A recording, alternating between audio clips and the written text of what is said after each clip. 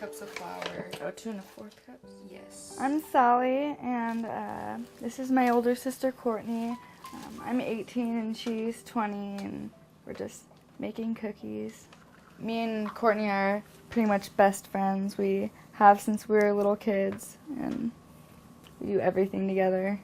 She didn't even talk until she was like 5. Like, she just like would whisper to me and I would talk for her. We've always been really close. Lean forward so you don't fly out. I think I would have grown up a little more. Like, sometimes I feel like I'm still a kid because I started using drugs when I was really young. I mean, when I started using drugs, I was anxious and nervous, and I cared a lot what people thought, and I think I would have grown out of that more if I had stayed in school and not used drugs, because I still have a lot of those insecurities that you do when you're younger. When she was about 13 and I was 15, first it started off like smoking weed with our friends in high school, and then we started smoking weed more and more, stopped going to school as much, and stopped just doing it on social occasions, and we started doing it every day. Like, as soon as we woke up, we would smoke weed. I really looked up to Courtney, and I didn't really have very many friends because I was really shy. My grades started slipping because I would like skip school. My mom would drop me off at school, and then I would just leave with my friends, and my parents didn't realize we had a problem. They had absolutely no idea what was going on. I know all I ever wanted to do was smoke weed. I wouldn't want to eat unless I'd smoked pot, and I wouldn't want to like go out in public unless I'd smoked pot. It was just, that's all I wanted to do. I didn't want to be in my own skin. Like, one of our friends one time had heroin, and they asked us if we wanted to try, and it started off with just me doing it.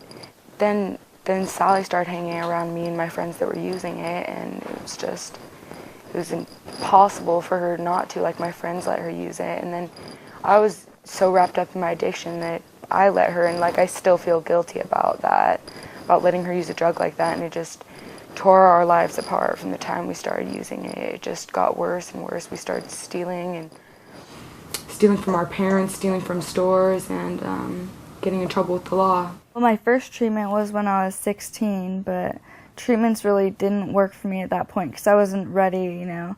I wasn't ready to get clean. I didn't want to get clean, you know.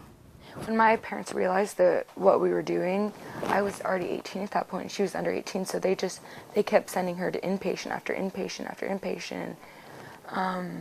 That's when my problem really escalated, is when she wasn't around, because I didn't care about anything anymore. So I didn't go to treatment until I ended up getting arrested last year, and I spent 2 months in jail, and then I got drug court, and I went to treatment for my first time then.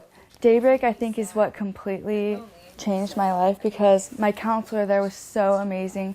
I could talk to her about anything. Like, she knew all my problems, and it was nice because I knew I could trust her. Even when I was using and I would go in there, I could tell her and I could cry to her, and I could, you know, I could just trust her, and I knew that. And I still call her every once in a while, even though I'm over 18 now, so I can't go there. Like, she was just such a big part of my life. Me being clean at the same time as her, I think that also helps a lot. We've used so many drugs together, and now we can be clean together, and I don't know. I don't want to disappoint Courtney, and I think she feels the same way. Like, if I went down, I could bring her down with me, and I would never want to do that. My life would be 100% different.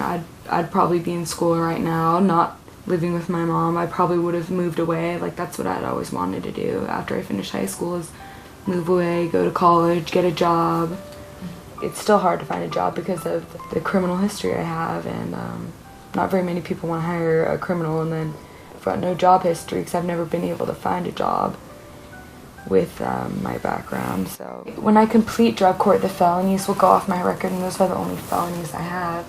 When I get those off my record, then I want to go to school to be a teacher, actually. I'm just hoping that that's some way possible.